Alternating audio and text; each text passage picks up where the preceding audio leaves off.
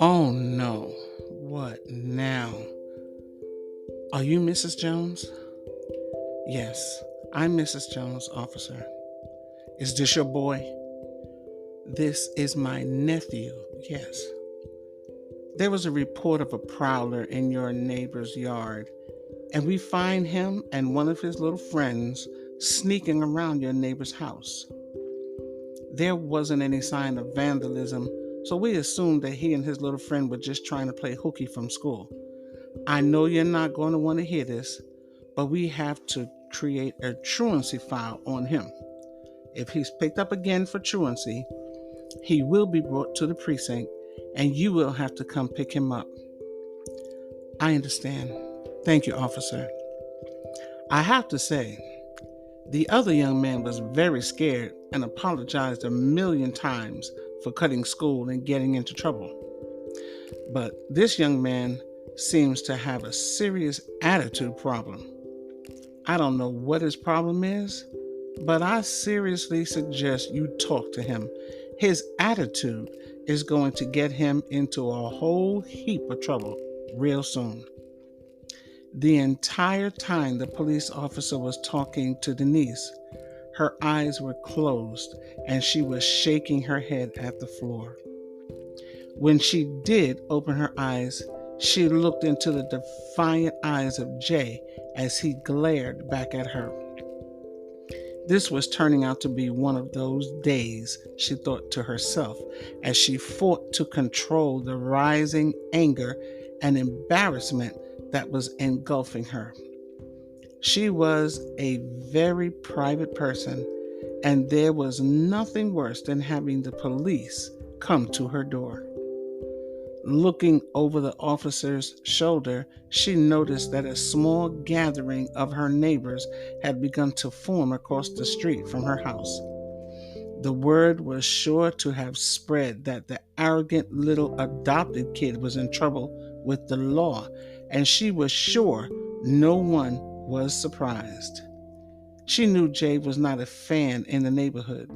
She knew he was disrespectful and impolite to everyone he met, but this was the last straw. She kept telling herself that love, patience, and prayer would eventually get through the cold barrier Jay had built around himself. But having the police come to her door was more than she was willing to endure. And of all days when Will was there, this was not acceptable at all. Thank you, officer, thank you.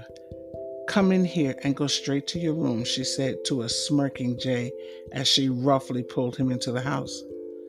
Are you his father? Asked the officer, looking at Will. But before he could answer, Jay spun around and yelled across the room, startling all the adults into silence. No, he ain't my father. I ain't got no father. My father's dead. And then he turned and ran into his room, slamming the door behind him.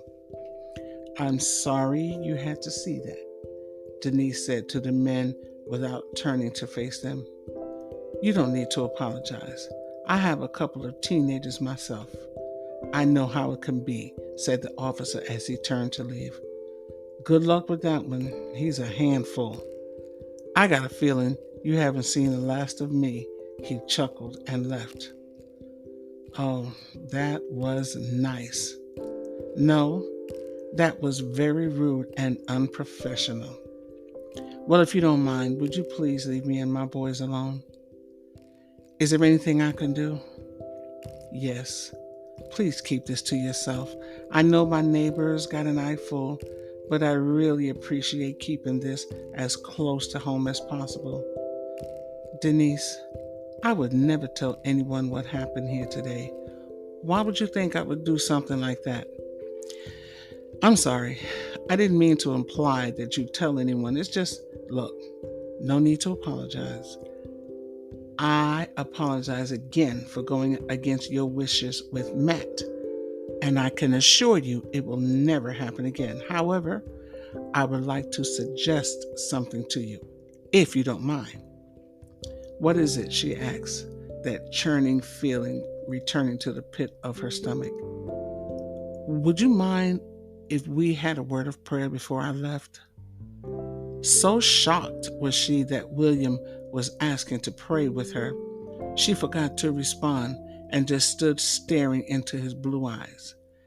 Asking if he had overstepped his bounds again caused her to snap out of her frozen state of shock. I'm sorry. No. I was, I'm sorry. I sound like a ninny. I would love to have a word of prayer. Thank you, she said as she closed her eyes and lowered her head, grateful for the chance not to look into his eyes. I must sound like a fool, she thought to herself. He must think I'm an idiot. Why does this man make me feel so flustered? Oh Lord, what is wrong with me? She couldn't remember the last time she had been so embarrassed and was glad when he finally began to pray. At first, the sound of his strong male voice, so filled with adoration and praise for the Lord, made her want to peek at him to see the expression on his handsome face. But she rebuked herself and forced her mind to focus on the Lord, and soon all she heard was the words that were coming from his heart. Dear Lord, everlasting Father, Almighty King, as you sit on your throne, please look on your servants as we stand before you this day in need of your guidance and strength. We acknowledge that you are the only one that has all power in his hands, and we ask that you endow us with strength from on high to handle this situation as you would see fit.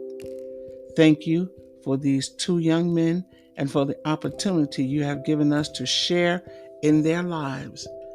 And as they are facing the trials and pitfalls of youth, we ask that you guide us as we attempt to administer guidance and discipline to them. Master, they have been taught right from wrong, and we can't follow them everywhere, so please bring the word back to them as they are confronted with life's daily trials and temptations.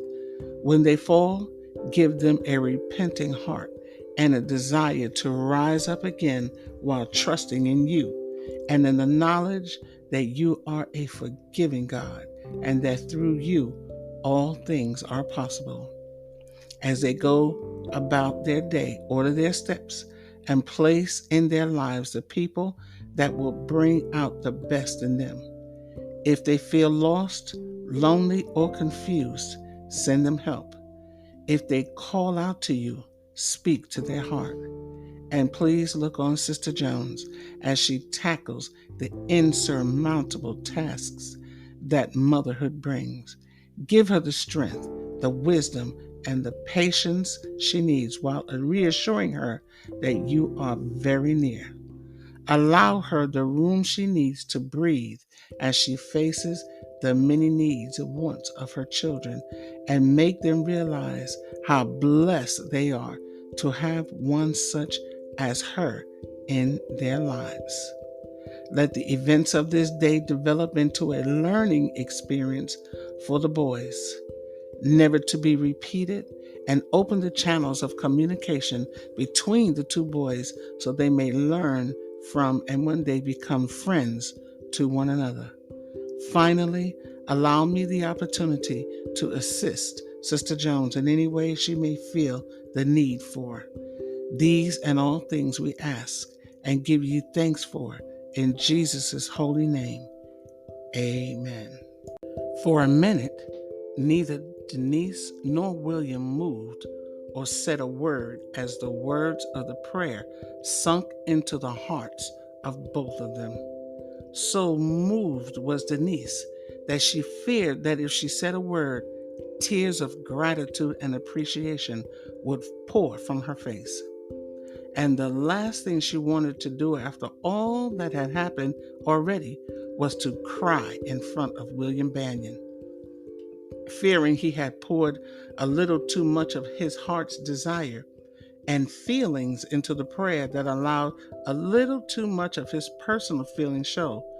William was afraid to speak or raise his head or open his eyes for fear Denise would have been offended or shocked at his words. They only stood silent for 7 seconds, but it seemed like an eternity, and they both jumped when the telephone rang. "Oh, Jesus. This thing almost gave me a heart attack," Denise said with a laugh as she rushed to pick up the phone, silently thanking God for the timing of whoever was calling. Unbeknownst to Denise, Will was equally as glad for the intrusion. He took this opportunity to silently mouth to her that he was leaving and quickly walked out as she took the call. "Hello? Niecy, it's me. You rushed out of the hospital so quick I knew something must be wrong with one of the kids. Is everything all right?" "Girl, no, everything is not all right, and boy, am I glad to hear your voice. Do you need me to come over there? What's going on?" "No, I don't need you to come over this minute, but we have got to talk." "Now you're scaring me." "I'm sorry. I'm just in a state of confusement right now, that's all," she said laughingly. "A state of confusement? Uh-oh. Sounds like man trouble. Come on, girl. Don't keep me in suspense. Come on, what is it?" "Wait, hold on. Let me go to my room. Matt, come here. Let him stay in the room and you watch TV in the living room or something, okay? I'm going to be in my room." "What is Matt doing home?" "Hold on, girl. I'm in my room now. Girl, this has been a day. Do you hear me? All right, let's have it." That was William Banyan that called me. "The coach? The kids' coach from school?" "Yeah. He called me to let me know he was called to the school to get Matt because he was suspended." "What?" "I know. I was in a total state of shock too. And then I find out it's because of that fast behind girl he'd been talking to. And then I'm blasting them out about Will being called to the school instead of me. That's right. And then there's this knock at the door. Uh-oh. Uh-oh is right. It's the police with Jay." "What?" "That little fool ditched school and tried to break into one of the neighbors' houses." "You have got to be kidding me." "Girl, you know I was fit to be tied." "What is wrong with these kids?" "But Angie, that's not the part that's got me. You know, in a state of confusement." "Yeah, in a state of confusement. So what is it?" "It's William." "The coach?" "Yeah." "What about him?" "He prayed with me." "What?" "He prayed with me." "He prayed with you?" "Well, actually, he didn't so much pray with me as he just prayed." "Uh-huh. And this man prayed the most moving, sincere prayer I have ever heard in my life." "Stop playing. So what's the problem?" And I wanted to cry because I don't know. "Niecy, it's okay for you. Stop.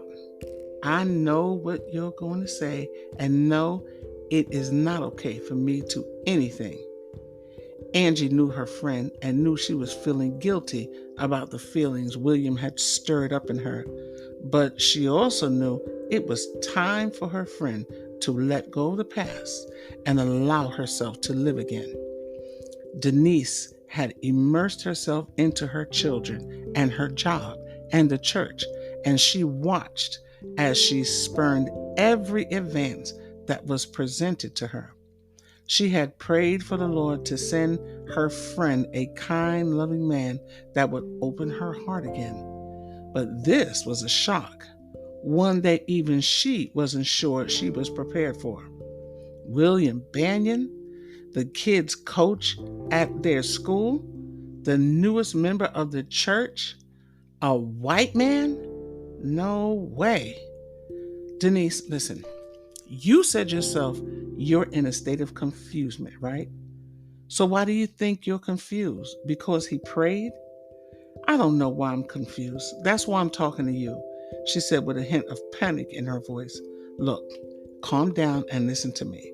I'm your friend and you know I love you, right? Right. Then promise me you'll hear me out. I promise. I know you loved your husband, and I know you love your children, and I know you love the Lord. But Denise, it's time. I don't know what you're talking about. Yes, you do. You've been working at closing that hole that was left in your heart by filling it up with everything you could find. You have so much love to give, and you have spread that love to everything and everyone in your path. Well, it's time to give some of that love to yourself, girlfriend. And I do show love to myself. Everything I do is showing love to myself. I love loving my children. I love worshiping my God. And I love my job. I'm doing the things that I love to do, and that is loving me, she said in a half whisper that sounded less convincing than she felt. She didn't know why, but suddenly she felt that she was on the verge of breaking into tears. Nisi, you don't have to convince me that you love these things. I already know. What I'm saying is, you need to stop channeling that love away from you and allow it to engulf you. Allow it to engulf me, she said while imagining what it would feel like to be engulfed by love. She wasn't going to play the sweet, innocent little girl that had never experienced love. She had been engulfed by love before with her parents and her husband, and it was the greatest feeling in the world. But the deaths of her loved ones, so devastating and traumatic, caused her to channel her love so that she would only give and never expect to receive. She knew there was no one on this great earth that could ever replace her parents, and she had given up on the thought of ever feeling the pleasure of a man's hand holding hers as he pressed his lips against hers. And just as if a magician had waved his magic wand, William's face appeared before her, causing her to gasp and almost drop the phone. Denise, what happened? Nothing. Are you following me? Yeah, I'm here. But Angie, this is crazy. Why?